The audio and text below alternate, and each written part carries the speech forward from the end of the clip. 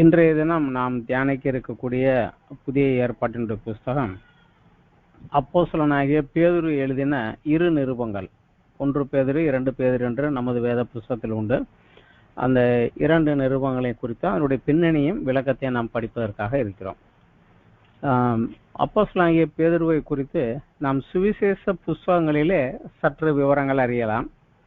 அதற்கு அப்புறம் அப்போஸ்தலர் 12வது அதிகாரம் வரைக்கும் அவர் எருசலேம் பகுதியிலே செய்த ஊழியத்தை குறித்து, அப்போஸ்தல ஊழியத்தை குறித்து அப்போஸ்தல நடவடிக்கைகள் புஸ்தகத்தில் 12வது அத்தியாயம் வரைக்கும் உண்டு.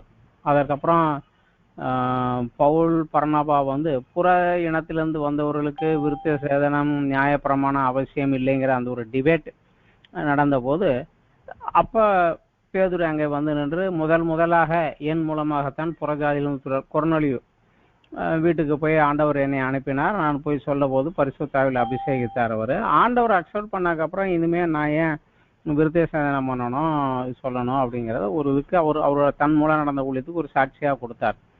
அதற்கப்புறம் பேதுருவையோ அவருடைய ஊழியத்தை குறித்தோ அப்போஸ்தல நடவடிக்கைகளில் வேற குறிப்புகள் கிடையாது.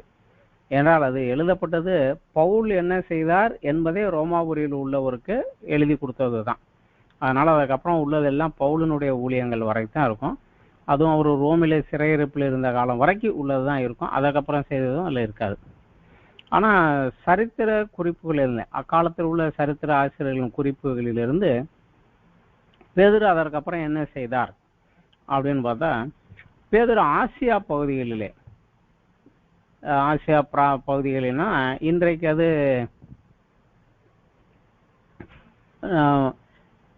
ஆசியாவினுடைய ஸ்டார்டிங் அந்த ஏரியாவில் உள்ள ஒரு இடத்துல பவுல் ஏற்கனவே அந்த பகுதியிலே போய் ஊழியம் செய்து வந்தார். பவுல் அந்த பகுதியிலே தெற்கு பகுதிகளிலே, ஆசியாவினுடைய தெற்கு பகுதிகளிலே அவர் ஊழியம் செய்து வந்தார். பேதுரு அந்த இதை விட்டுட்டு மேற்கு பகுதியிலே அவர் போய் ஊழியம் செய்ததாக சரித்திர வல்லுநர்கள் குறிப்புகள் உண்டு. இந்த 1 பேதுரு 1வது அத்தியாயத்துல கூட அந்த பகுதியில் உள்ள சபைகளுக்குத்தான் பேதுரு இந்த கடிதத்தை எழுதுகிறார். 1 பேதுரு 2 பேதுருவிலே நம்ம பார்த்தா அது ஆரம்பிக்கிறதே யாருக்கு எழுதினார் அப்படிங்கிறது வரபோதே ஆசியாவுடைய மேற்கு பகுதியில் உள்ள இயேசு கிறிஸ்துவின் அப்போஸ்தலனாகிய பேதுரு பொந்து, கலாத்தியா, கப்பத்தோக்கியா, ஆசியா, பித்தினியா தேசங்களில் சிதறி இருக்கிறவர்களில் அப்படின்னு ஆரம்பிக்கிறார். ஸோ அந்த பகுதிகளிலே அவர் ஊழியம் செய்ததுனால அந்த பகுதிகளுக்கு அவர் இந்த கடிதம் எழுதினார் அப்படின்னு சொல்லி சொல்லலாம்.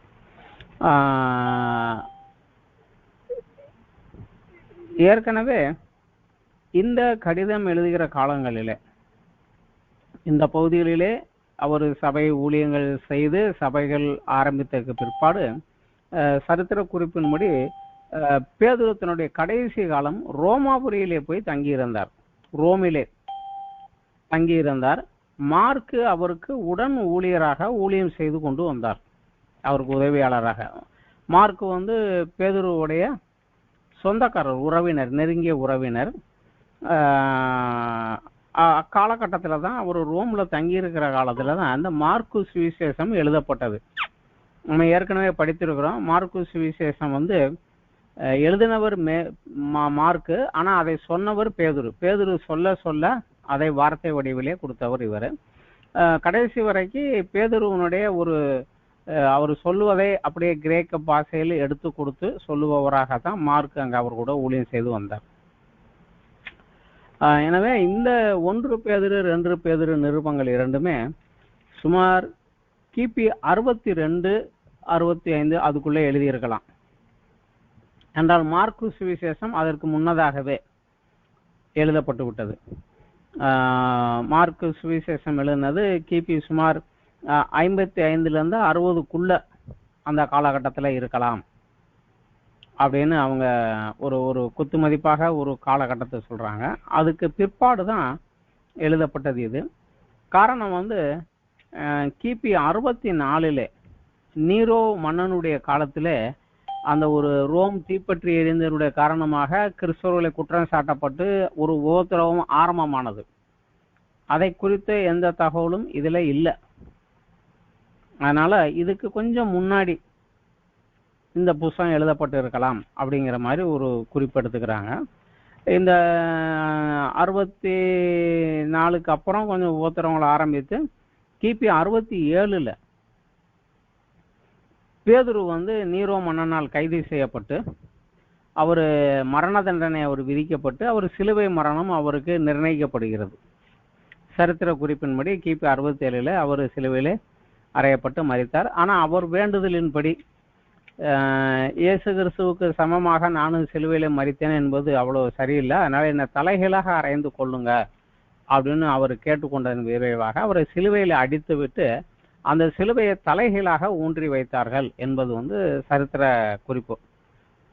ஏறத்தாழ இதே காலகட்டத்தில் தான் அப்போஸ்தலனாகிய பவுலும் நீரோவினால கைது செய்யப்பட்டு அவர் ரோம குடிமகனாக இருந்ததனால சிலுவை மரணம் அவருக்கு கொடுக்கப்படவில்லை, சிரச்சேதம், ஒரே வெட்டு கழுத்து துண்டு அப்படிங்கிற மாதிரி அவர் சிரச்சேதம் செய்யப்பட்டு அவர் கொலை செய்யப்பட்டார். எப்படி பவுல் தான் ஊழியம் செய்த பகுதியில் உள்ள சபைகளுக்கு நேரடியாக செல்ல முடியாத போது தான் சொல்ல விரும்பதை நிருபமாக எழுதி அனுப்பினாரோ, அதே போலவே பேதுருவும் அவருடைய ஜீவியத்தினுடைய கடைசி காலகட்டத்திலே அவர் ஊழியம் செய்த பொந்து, கலாத்தியா, கப்பத்தோக்கியா, ஆசியா, பித்தானியா பகுதியில் உள்ள சபைகளுக்கு தான் சொல்ல விரும்புவதை ஒரு ஆலோசனையாகவும் ஒரு எச்சரிப்பாகவும் எழுதினது இந்த 1-2 பேதுரு நிருபம். விசேஷமாக இவ்விரண்டுமே அவருடைய கடைசி நாட்களில், பேதுருனுடைய ஊழியத்தினுடைய கடைசி நாட்களிலே எழுதப்பட்டது. ஒரே பகுதியில் உள்ள சபைகளுக்கு எழுதப்பட்டது. 2 நிருபங்களும் சில மாத இடைவெளியிலே ஒன்றுக்கு பின் ஒன்றாக எழுதப்பட்டது. முதல் கடிதம் எழுதி சில மாதங்களுக்குள்ளாகவே 2வது கடிதம் எழுதிட்டார். ஏன்னா அதுல ஒரு சில பாயிண்ட் அவர் விட்டுட்டேன் அப்படிங்கிற மாதிரி நினைச்சிருக்காரு. எனவே அதை எம்பசைஸ் பண்ணி 2வது நிருபம் எழுதுறாரு அவர். இந்த பவுலினுடைய நிருபங்கள்ல உதாரணத்துக்கு கிறிஸ்தவ ஜீவியத்திலே முக்கியமான காரியங்கள் 3. ஒன்று விசுவாசம், அன்பு, நம்பிக்கை. இந்த 3 தான் முக்கியமானது. இதுல பவுலின் நிருபங்களில் எல்லாம் பிரதானமாக காணப்படுவது விசுவாசம். விசுவாசம், நம்பிக்கை, அன்பு 3 பத்தி எழுதியிருப்பாரு. ஆனா பிரதானமாக காணப்படுவது விசுவாசம். ஆனா இந்த பேதுருவனுடைய நிருபங்களிலே விசுவாசம், நம்பிக்கை, அன்பு 3 பத்தி எழுதியிருப்பாரு. ஆனா பிரதானமாக அவர் வலியுறுத்துவது நம்பிக்கை. அதே போல நாம் பின்னால தியானிக்க வேண்டியிருக்கக்கூடிய அப்போஸ்தலனாகிய யோவான் எழுதின நிருபங்கள்ல அவர் பிரதானமாக எடுத்து சொல்லுவது அன்பு. இயேசு கிறிஸ்து பூமியிலே மனிதனாக பிறந்து 33 வருடங்கள் எனக்காக என்ன செய்தார், அதன் மூலமாக எனக்கு கிடைத்த ஆசீர்வாதம் என்ன என்ற அந்த அடிப்படையிலே அந்த காரியத்தின் மேலே அமைவதுதான் விசுவாசம். ஆனா இயேசு கிறிஸ்து என்னை சந்திக்க மீண்டும் வருவார், அவர் வரும்போது அவர் மூலமாக எனக்கு கிடைக்கும் ஆசீர்வாதங்கள் என்ன என்பதன் அடிப்படையில் இருப்பது நம்பிக்கை. இந்த விசுவாசமும் நம்பிக்கையும் என் வாழ்விலே கொண்டு இருக்கிற போது என் வாழ்வு ஒரு மாறுதல் உள்ள புதிய ஜீவியமாக மாறி அதன் அடிப்படையில் என் ஜீவியத்தில் வெளிப்படும் என் கிரியைகளுக்கு ஆதாரமாக இருப்பது அன்பு. ஸோ இந்த 3 காரியங்களுமே அதற்குள்ளாக வரும். இதுல பேதுருவில முக்கியமாக அவர் நம்பிக்கையை குறித்து அவர் மிக முக்கியமாக எழுதுகிறார். தவிர என் விசுவாசம் சோதிக்கப்படும் போதும், ஏன்னா இங்கே பேதுருவே எழுதுறாரு, அழிந்து போகிற பொண்ணு அக்கினியினாலே சோதிக்கப்படும், அதை பார்க்கலாம் அதிக விலையேற பெற்ற உங்கள் விசுவாசமும் சோதிக்கப்படும். அதன் விளைவு இயேசு கிறிஸ்து வெளிப்படும் போது உங்களுக்கு புகழ்ச்சியும் கனமும் மகிமையும் உண்டாக காணப்படும். அந்த சோதனையின் விளைவு உனக்கு ஒரு ப்ரமோஷனாக, உனக்கு ஒரு மகிமையாக, ஆசீர்வாதமாக விளங்கும் அப்படிங்கிறார்.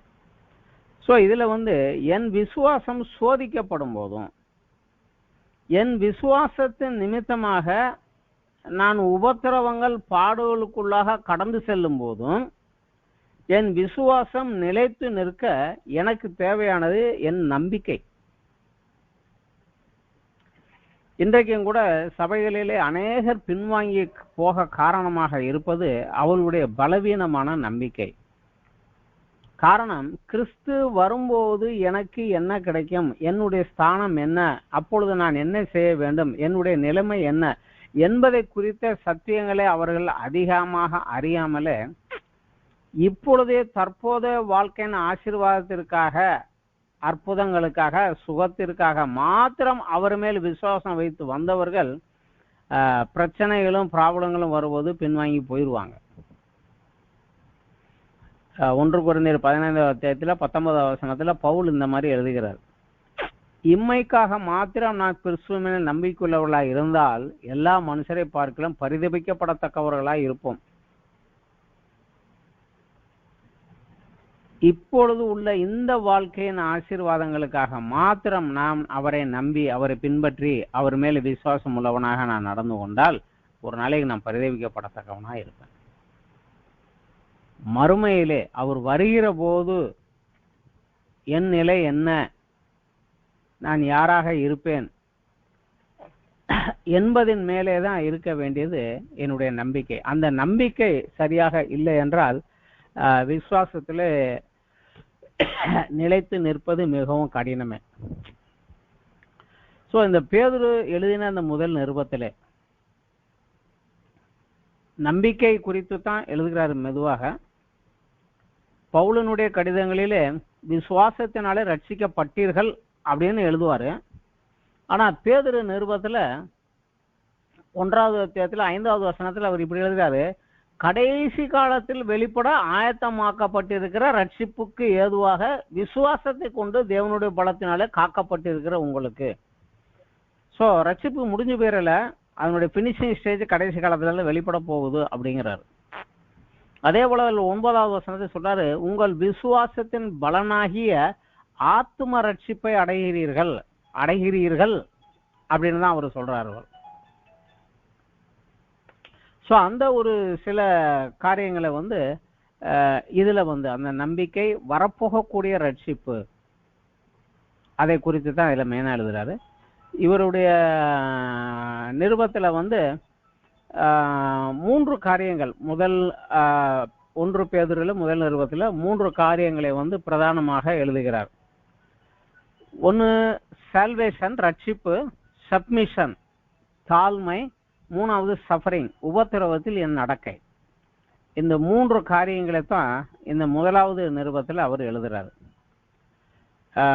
விசேஷமாக சபைக்கு வெளியே இருந்து சபைக்கு விரோதமாக வரக்கூடிய போராட்டம் என்ன, பிசாசு சபையை அழிப்பதற்காக வெளியே இருந்து அவன் கொண்டு வருவது என்ன, அதை மேற்கொள்வது எப்படி, அதுதான் இந்த முதல் நிருபத்துல முக்கியமாக எழுதுகிறார். அதனால இந்த 3 அடிப்படையிலே அந்த 3 பிரிவாக அதை பிரிக்கலாம். ஃபர்ஸ்ட் பார்ட் சால்வேஷன் ரட்சிப்பை குறித்து விளக்கி எழுதுகிறார். அதுல 1வது அத்தியாயம் 1வது வசனத்திலிருந்து 2வது அத்தியாயம் 12 வரைக்கும் ரட்சிப்பை குறித்து கொஞ்சம் விளக்கமாக எழுதுகிறார். அதுல 1வது அத்தியாயம் 1லிருந்து 1வது அத்தியாயம் 12 வரைக்கும் நமக்கு கிடைக்கப்பட்ட இந்த ரட்சிப்பினுடைய மேன்மை என்ன, எவ்வளவு சிறந்தது, எவ்வளவு உன்னதமானது இந்த ரட்சிப்பு அப்படிங்கறத, அதனுடைய மேன்மை என்ன அப்படிங்கறத எழுதுறார் அவர். அடுத்து 1வது அத்தியாயம் 13வது வசனத்துல இருந்து 2வது அத்தியாயம் 12வது வசனம் வரைக்கும் அந்த மேன்மையான ரட்சிப்பை விசுவாசத்தின் மூலமாக பெற்ற நாம் அதை பூரணப்படுத்துவதற்காக தேவ வசனத்தின் மூலம் நம்மை சுத்திகரித்து கொண்டு வளர ஆலோசனை சொல்லுகிறார். இதை பார்க்கறதுக்கு தேவ தூதர்கள் கூட ஆசையோடு இருந்து என்ன நடக்குது என்ன பண்றீங்கன்னு பார்த்துக்கிட்டு இருக்கிறாங்களா, எப்படி நம்ம இம்ப்ரூவ் ஆகிட்டு இருக்கோம்னு பாக்குறாங்களா, அந்த அளவுக்கு மேன்மையானது அப்படிங்கிறார். அதுல வளருவதற்கு சுத்திகரிக்கப்பட வேண்டும். அதுக்கு தேவனுடைய வார்த்தை நமக்கு மிக முக்கியம். அந்த தேவனுடைய வார்த்தையை உபயோகித்து கொண்டு அந்த வார்த்தையின்படி நாம் நடந்து கொண்டு நம்மை சுத்திகரித்து கொண்டு முன்னேற வேண்டும் என்கிற ஆலோசனையை சபைக்கு சொல்லுகிறார். இது அவர் மூலமாக ஆரம்பித்த சபை. இந்த சபையில யூத மார்க்கத்திலிருந்து இயேசுவை ஏற்றுக்கொண்டவர்களும் உண்டு, புற இனத்திலிருந்து இயேசு கிறிஸ்துவை ஏற்றுக்கொண்டவர்கள் உண்டு. ரெண்டுமே மிக்சடு தான். அதனால பொதுவாக இருவருக்குமே இதை எழுதுகிறார். தனித்தனியாக என்ற எழுதல, இருவருக்குமே தனியாக இதை எழுதுகிறார். அப்புறம் இந்த இரண்டாவது பார்ட், அந்த சுத்திகரிக்கப்படுவதன் விளைவாக என்னுடைய வாழ்க்கையில் என்னுடைய நடக்கை எப்படி இருக்க வேண்டும். அதுல முக்கியமாக அவர் எழுதுகிறாரு, ரட்சிக்கப்பட்ட விசுவாசின் வாழ்க்கையிலே தாழ்மை வெளிப்பட வேண்டும். அது நமது உறவுகளிலே எப்படி இருக்க வேண்டும் என்கூடிய ஆலோசனையை இதுல எழுதுகிறார். இதுல 2வது அத்தியாயம் 13 17 வசனம் வரைக்கும் அரசாங்கத்திடம் நம்மளுடைய நடக்கை எப்படி இருக்க வேண்டும்,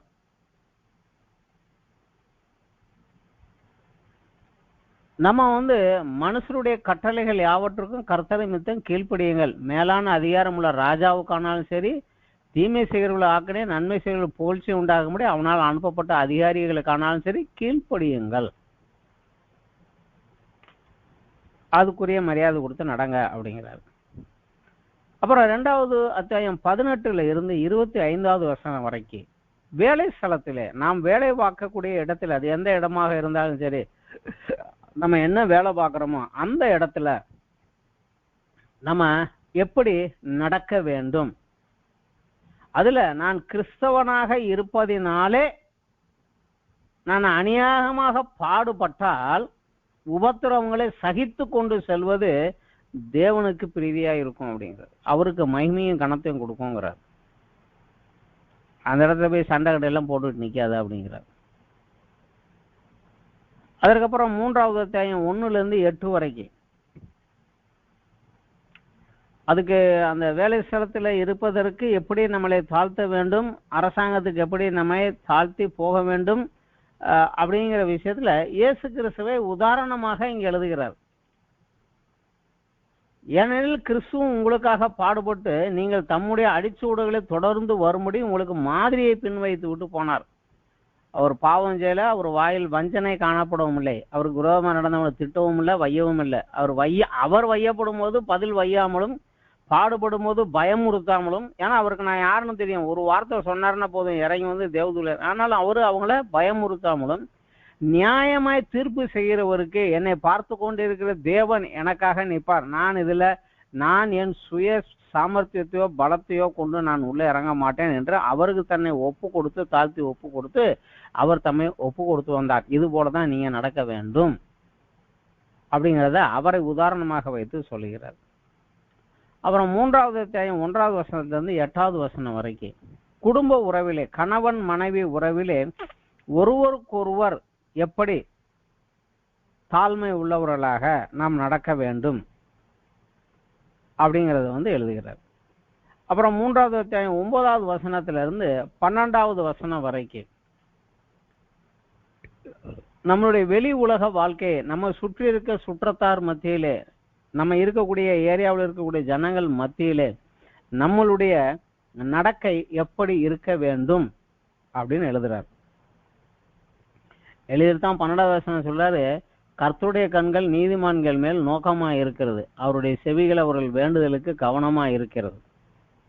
நம்ம சுற்றி உள்ளவங்க கிட்டக்க அவங்க நன்மைக்காக நம்மளை தாழ்த்தி அவங்களுக்காக தீமை செய்தாலும் கூட நம்ம நன்மை செய்கிறவர்களா நடக்கிற போது நம்மை பலப்படுத்துவதற்காக, ஆசீர்வதிப்பதற்காக, உயர்த்துவதற்காக தேவனுடைய கண்கள் நம்ம மேலே நோக்கமா இருக்கிறது அப்படின்னு எழுதி கொண்டாரு. வெளி உலக வாழ்க்கையில நம்ம எப்படி நடக்க வேணும் அப்படின்றது அதெல்லாம் எழுதிட்டு அடுத்த ஸ்டேஜுக்கு வந்துடுறாரு. இது 3வது பார்ட். உபத்திரவத்தின் மத்தியிலே நமது நடக்கை எப்படி இருக்க வேண்டும். இன்றைக்கு கிறிஸ்தவ உலகத்திலே ஜாஸ்தி டீச் பண்ணாத ஒரு சப்ஜெக்ட் இது. ஆனா வேதம் தெளிவாக சொல்லுது, இயேசு கிறிஸ்து தெளிவாக சொல்லுகிறாரு, உலகத்திலே உங்களுக்கு உபத்திரவம் உண்டு, ஆனாலும் நான் ஜெயித்தேன், நான் உன் கூடவே இருக்கிறேன், நான் எப்படி ஜெயிச்சேன்னு பாரு, அதே மாதிரி நீயும் ஜெயிச்சுவா, நான் உனக்கு ஆலோசனை சொல்லுகிறேன், எப்படி நடக்கணும்னு சொல்லுகிறேன், அப்படி நடந்து வா அப்படின்னு சொல்லி அநேக இடங்கள்ல சொல்லுகிறார். சரீரத்தை மாத்திரம் கொலை செய்ய வல்லவனுக்கு பயப்படாத, ஆத்மாவையும் சரீரத்தை நரகத்துல தள்ள வல்லவருக்கே பயப்படு. அவருக்கு பயந்தேன் என்னடா, இவனுக்கு பயப்படாத. அவன் சரீரத்தை தான் கைய வைக்க முடியும், ஆத்மாவை அவன் தொடவே முடியாது. உன்னுடைய நித்திய வாழ்க்கை அந்த ஆசீர்வாதங்களை அவன் கைய வைக்கவே முடியாது. அதனால அவனுக்கு பயப்படாத அப்படின்னு தான் சொல்லிடுறார். இயேசு கிறிஸ்து முதல் மலைப்பிரசங்கத்தில் சொல்றார், என் நாமத்தின் நிமித்தம் நீங்கள் நிந்திக்கப்பட்டு பொய்யாக குற்றஞ்சாட்டப்பட்டால் சந்தோஷப்பட்டு கழிவுறுங்கள், பரலோகத்தில் உங்கள் பலன் மிகுதியா இருக்கும் அப்படித்தான் சொல்றாரு. சோ கிறிஸ்துவை ஏற்றுக்கொண்டது நிமித்தமாக ஒருவனுடைய வாழ்க்கையிலே கண்டிப்பாக உபத்திரவங்களும் பாடுகளும் வரும். அதில் நிலைத்து நிற்பதற்கு நம்மளுடைய நம்பிக்கை வேணும். நான் யார், நான் அவரை ஏற்றுக்கொண்டேன், என்னுடைய ஃபியூச்சர் என்ன, அது யார் கையில இருக்குது அப்படிங்கிற அந்த நம்பிக்கை தான் இதுக்குள்ளாக கடந்து செல்ல நடக்கும். இந்த உபத்திரவத்தில கடந்து செல்லும் போது நம்மளுடைய நடக்கை எப்படி இருக்க வேண்டும் அப்படிங்கிறத தான் முக்கியமான பகுதியாக இந்த புத்தகத்துல 3வது அத்தியாயம் 13ல இருந்து 5வது அத்தியாயம் வரைக்கும் முக்கியமாக எழுதுகிறார். இதுல 3வது அத்தியாயத்துல 13வது வசனத்திலிருந்து 17வது வசனம் வரைக்கும் உபத்திரவத்தை நாம் எதிர்கொள்ள வேண்டிய நம்மளுடைய மனப்பாங்கு எப்படி இருக்க வேண்டும், நம்மளுடைய மனப்பாங்கு எப்படி இருக்க வேண்டும், என்ன மனதோடு என்ன நடக்கையோடு நம்ம இதை எதிர்கொள்ள வேண்டும் அப்படின்னு எழுதுகிறார்.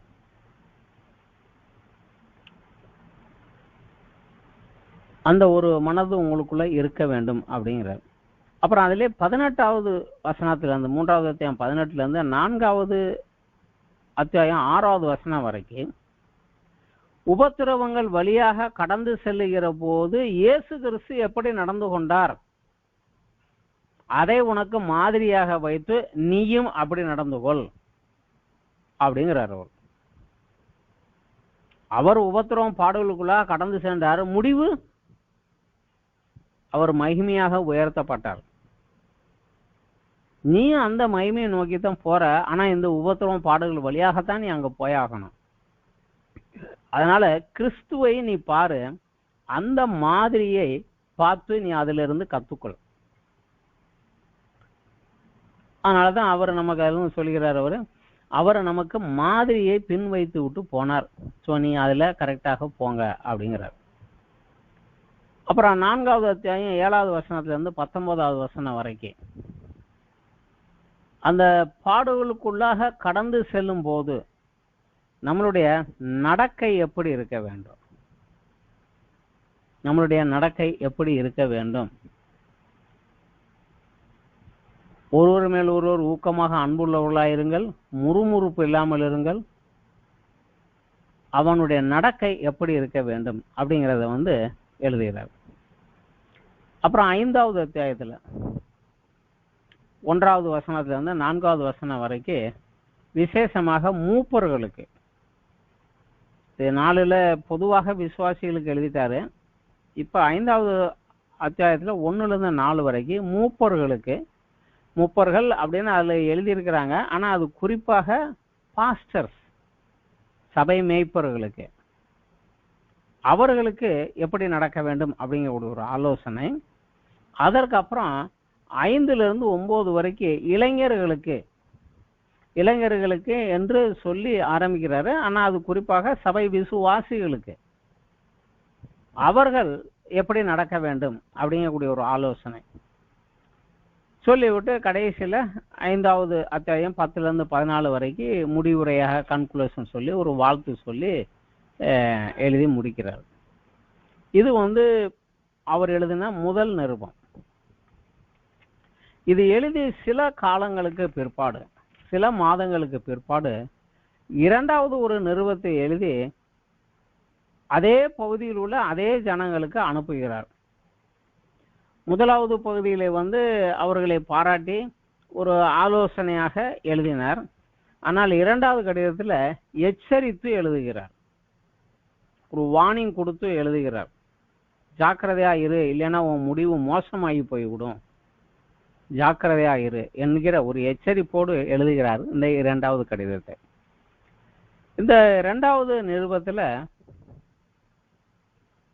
ஒரு கிறிஸ்தவனுடைய நடக்கை எப்படி இருக்க வேண்டும் இப்படி இருந்தா தான் நீ கிறிஸ்தவன், இல்லைன்னா இல்லை அப்படிங்கிறத வந்து அவனுடைய நடக்கை எப்படி இருக்க வேண்டும் அப்படிங்கிறத வந்து எழுதுகிறார். அப்புறம் முக்கியமான ஒரு காரியம், கள்ள ஊழியர்கள், கள்ள தீர்க்கதரிசிகள், கள்ள ஊழியர்கள், இவர்களை குறித்த காரியத்தை வந்து முக்கியமாக எழுதுகிறார். அப்புறம் கடைசியாக இயேசு கிறிஸ்துவினுடைய 2ஆம் வருகையை குறித்து எழுதுகிறார். அதாவது முதல் பகுதி சபையை உடைப்பதற்காக வெளியே இருந்து பிசாசு கொண்டு வரக்கூடிய வழி என்ன, சபையை உபத்திரவத்தில் பாடுகளுக்கு முன்னதாக உடைப்பதற்காக அவன் வெளியிருந்து முயற்சி செய்கிறான். ஆனா இந்த கடிதத்துல வெளியே இருந்து அல்ல, சபைக்கு உள்ளேயே இருந்து சபையை உடைப்பதற்கு பிசாசு செய்யக்கூடிய சூழ்ச்சி என்ன, அதை எப்படி இனம் கண்டு கொண்டு மேற்கொள்வது அப்படிங்கிறத வந்து இதுல எழுதுகிறார். இதுல முதல் பகுதி வந்து 1வது அத்தியாயம் முழுக்க முழுக்க ஒரு பார்ட்டு.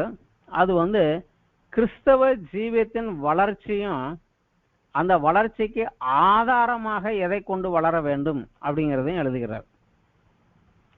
1வது அத்தியாயம் 1வது வசனத்திலிருந்து 15வது வசனம் வரைக்கும் கிறிஸ்தவ ஜீவியத்திலே அனுதினம் வளர்ந்து கொண்டே இருக்க வேண்டும். கிறிஸ்தவ ஜீவியத்திலே வசனத்தின்படி தன்னை சுத்திகரித்து கொண்டு அனுதினமும் கொஞ்சம் கொஞ்சமாக முன்னேறி கொண்டு அனுதின வளர்ச்சி இருக்க வேண்டும். அந்த வளர்ச்சி இருக்கிற போதுதான் கிறிஸ்துவின் வருகையிலே அவருடைய ராஜ்யத்துக்கு உட்படுத்தப்படுகின்ற அந்த பரிபூரணத்தை அது உனக்கு கொடுக்கும். இல்லை என்றால் நீ அதை இழந்து போய் விடுவாய்.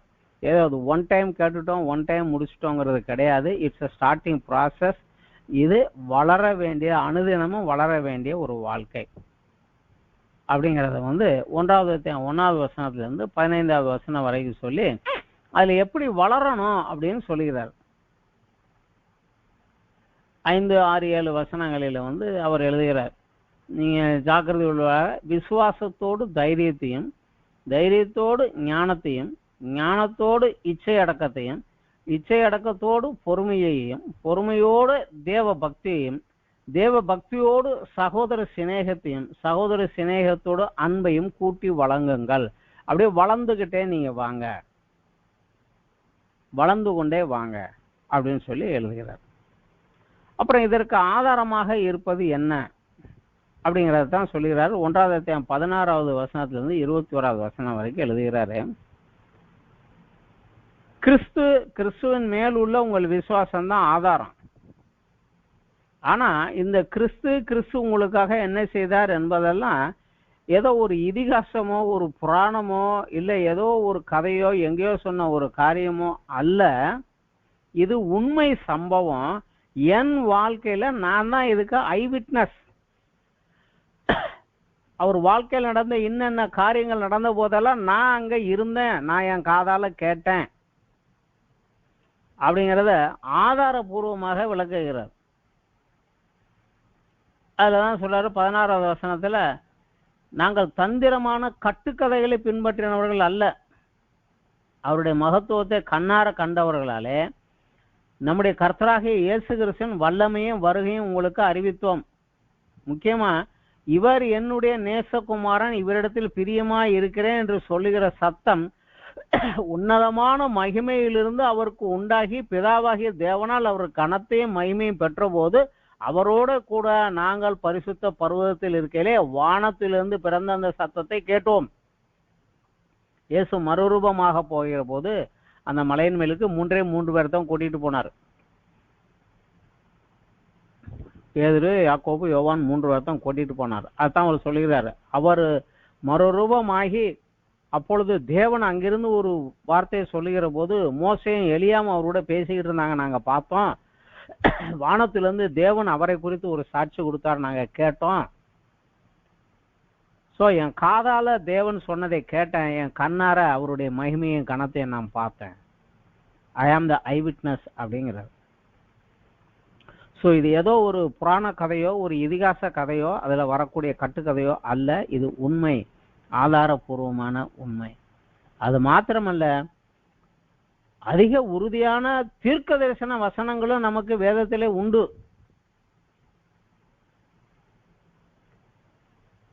அவருடைய தோற்றம் நாங்க கண்ணால பார்த்தது மாத்திரமல்ல, அதை உறுதிப்படுத்தும்படியாக வேதத்தில் அவரை குறித்து அநேக தீர்க்க தரிசனங்கள் உண்டு. சோ அந்த தீர்க்க தரிசனங்கள் நம்ம இன்னும் ஸ்திரப்படுத்தும். இது தேவனால் கொடுக்கப்பட்ட வார்த்தை அப்படிங்கறது ஆதாரபூர்வமாக அவர் சொல்லுகிறார்.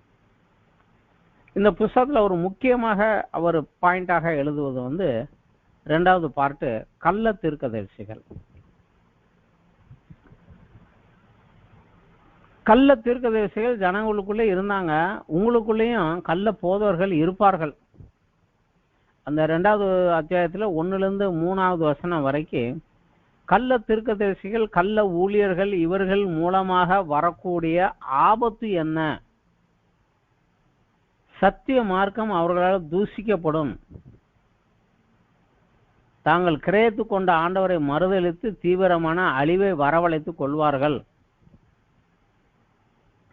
பொருளாசை உடையவர்களாக தந்திரமான வார்த்தைகளாலே உங்களை தங்களுக்கு வசப்படுத்திக் கொள்வார்கள்.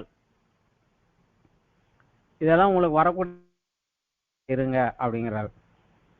சொல்லிட்டு அந்த கள்ள தீர்க்கதரிசிகளுக்கு முடிவு எப்படி இருக்கும் அப்படிங்கிறதுக்கு ஓல்ட் டெஸ்டமென்ட்ல இருந்து 3 உதாரணங்கள் எடுத்து சொல்லுகிறார். 2வது 4லிருந்து 9 வரைக்கும் 3 உதாரணங்கள் சொல்லுகிறார். பாவம் செய்த தூதர்களையே தேவன் தப்ப விடவில்லை, அவர்களை அந்தகார சங்கிலியில கட்டி நரகத்துல தள்ளுவதற்காக நியாய தீர்ப்புக்காக வைத்திருக்கிறார். சோ தேவ தூதர்களே தப்பு செஞ்ச போது அவங்களே பனிஷ்மெண்ட் நிர்ணயிச்சு வச்சுட்டார். அது நிர்ணயிக்கப்பட்ட தப்பு அப்படிங்கிறது 1. 2வது, நோவா பிரசங்கம் பண்ண போது கேட்காத ஜனங்கள் மேல் வெள்ளத்தை வரவழைத்து அழித்து விட்டு அந்த நோவாவினுடைய பேழையில 8 பேரை மாத்திரம் காப்பாத்தினார். 2வது ஒரு உதாரணம். 3வது ஒரு உதாரணம், சோதோம் கோமோரம் பட்டணத்தார் மாம்ச இச்சையினால அருவருப்பாக நடந்த போது அந்த பட்டணத்தை அக்கினியானால இறக்கி அவர்களை சுட்டெரித்து இன்னைக்கு உங்களுக்கு திருஷ்டாந்தமாக வைத்திருக்கிறார். ஏன்னா இது எழுதுற காலத்துல அந்த பட்டணம் இருந்தது, அழிந்து போன அந்த பட்டணம் சவக்கடல் என்கிற அந்த டெட் சீக்கு அடியில அது எரிந்து போய் கிடந்தது. இன்னும் உங்களுக்காக அதை அடையாளமாக வைத்திருக்கிறார். இதுதான் இந்த கள்ள ஊழியர்களுக்கும் கள்ள தரிசிகளுக்கும் வரக்கூடிய முடிவு. அதனால அவனை பின்பற்றி நீ போகாதே அப்படின்னு ஒரு வார்னிங் கொடுத்துறாரு. கொடுத்துட்டு 2வது அத்தியாயம் 10ல இருந்து 22 வரைக்கும் அந்த கள்ள தீர்க்கதரிசிகளுடைய நடக்கை எப்படி இருக்கும், அவர்களை எப்படி இனம் கண்டு கொள்வது, அவர்கள் செயல்பாடுகளை வைத்து அவர்களை நம்ம இனம் கொண்டு கொள்ள முடியும், அவங்களுடைய நடக்கை எப்படி இருக்கும் அப்படிங்கறது 10வது வசனத்துல இருந்து 22வது வசனம் வரைக்கும் வெகு எளிதாக பிறரை தூஷணப்படுத்துவாங்க.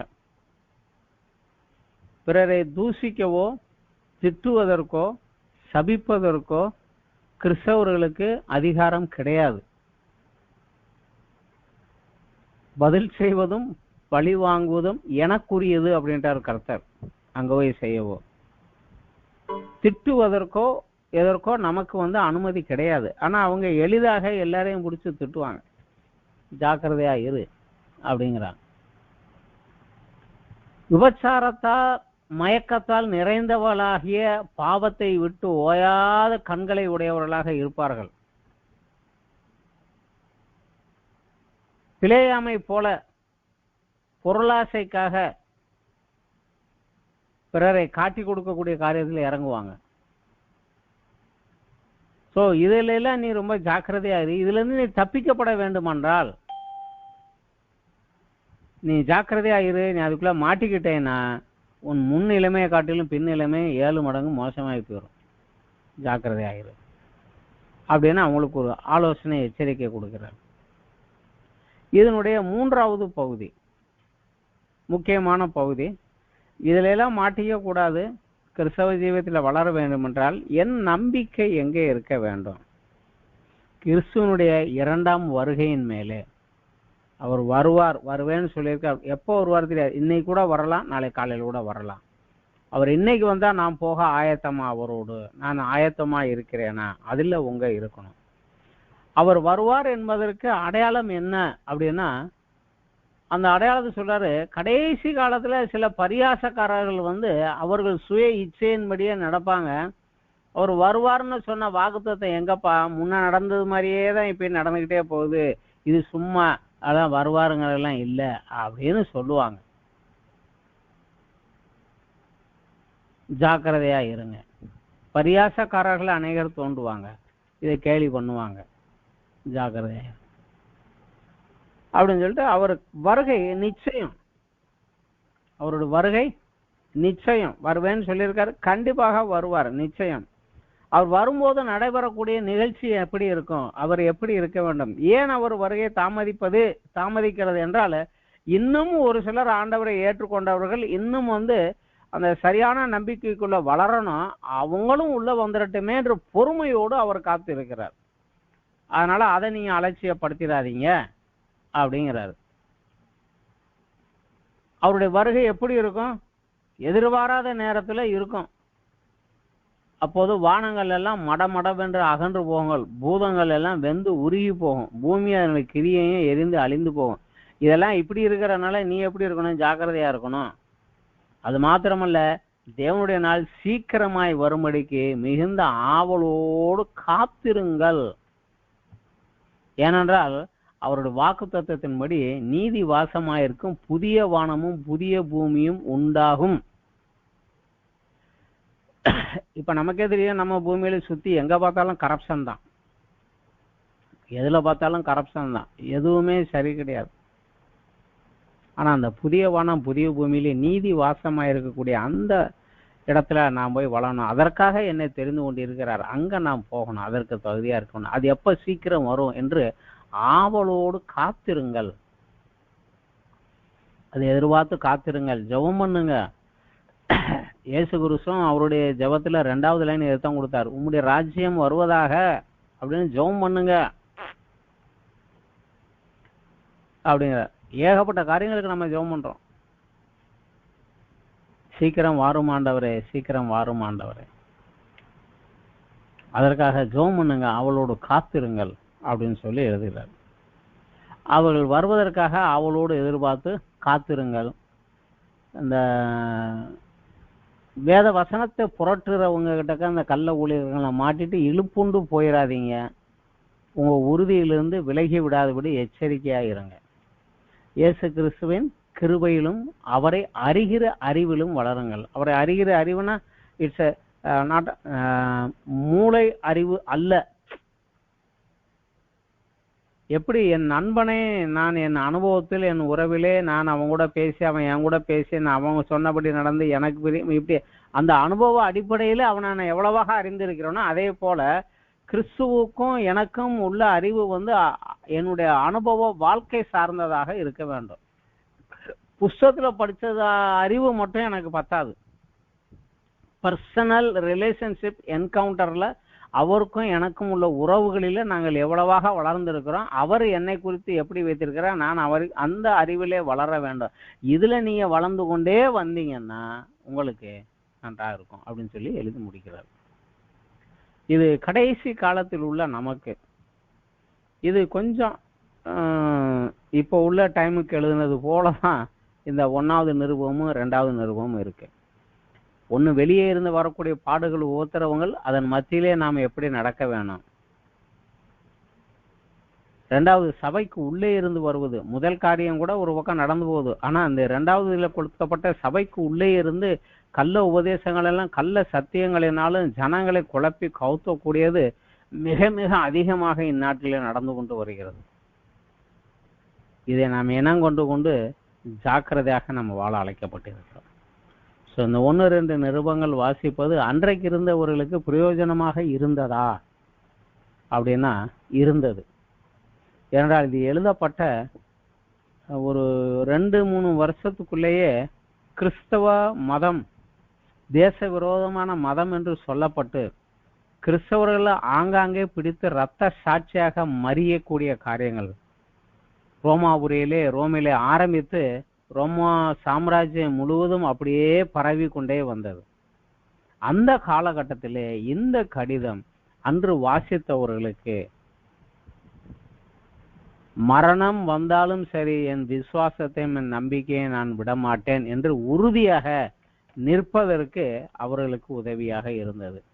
இன்று இயேசு கிறிஸ்துவின் வருகையை வேகமாக எதிர்பார்த்திருக்கிற நமக்கும் இந்த இரண்டினுடைய ஆலோசனைகள் மிக உதவியாக இருக்கும். என்று அன்றைக்கு அவர்களை காட்டிலும் இன்றைக்கு தான் நாம் அவருடைய இரண்டாம் வருகைக்கு மிக அருகிலே சமீபமாக இருக்கிறோம். நமக்கு தெரிந்தபடி இப்பொழுது கிறிஸ்தவத்துக்கு விரோதமான உபத்திரவங்கள் வெளியே இருந்து நிறைய ஏரியாவில் நடக்க ஆரம்பிச்சு கொண்டே போகுது. சபைக்குள்ளே கள்ள உபதேசங்கள் அநியாயத்துக்கு பெருகி கொண்டே வருகிறது. இதுல நம்மை விசுவாசத்திலும் நம்முடைய நம்பிக்கையிலும் ஸ்திரமாக காத்து கொள்வதற்கு இந்த 2 நிருபங்களை வாசிப்பது மிகவும் நமக்கு கொஞ்சம் உதவியாக, நம்மளை ஸ்திரப்படுத்துவதற்கு நமக்கு உதவியாக இருக்கும்.